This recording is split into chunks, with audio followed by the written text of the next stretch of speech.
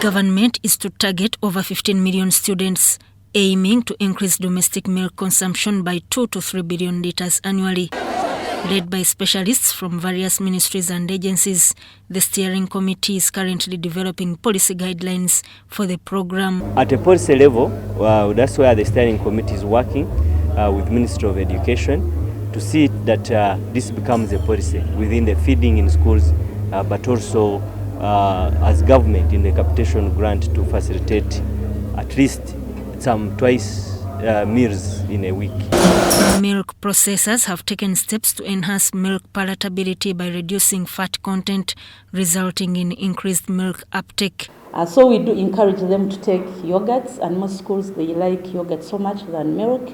Because of that, because most yogurt has different flavors.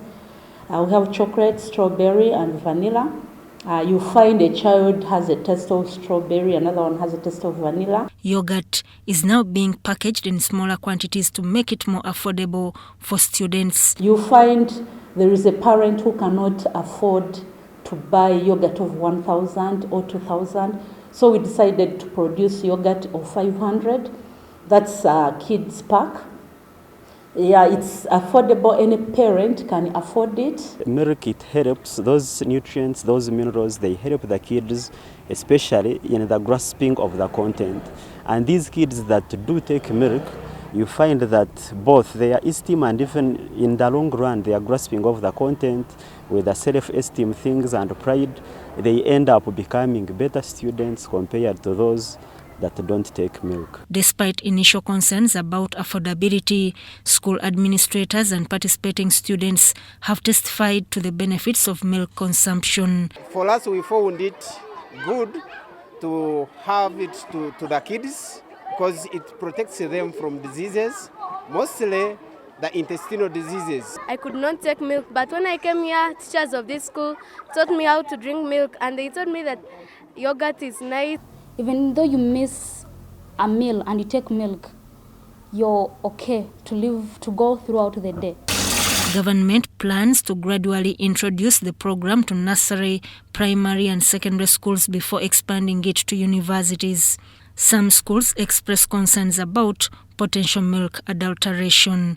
Maybe if they can put there some companies, if you had some stable companies that can do the supplying, not this milk we get from individual people, whom you might also find that maybe they are supplying milk from animals which have been vaccinated. You find kids suffer from brucella and the like, which might not augur well with our settings. You end up spending a lot in medicines. In addition to addressing malnutrition and stunted growth, government expects the milk feeding policy to contribute to stabilizing milk prices. We are looking at about 15 million children in schools. So if we have school milk feeding program, that is a very big offtake in terms of local consumption, but also we are targeting children because in future they are the ones who are going to determine to buy when they become adults. The current per capita milk consumption in the country is 64 litres, below the World Health Organization's recommended 200 litres. This proactive measure by the government aims to boost milk consumption in schools and improve the nutritional well-being of students across the country.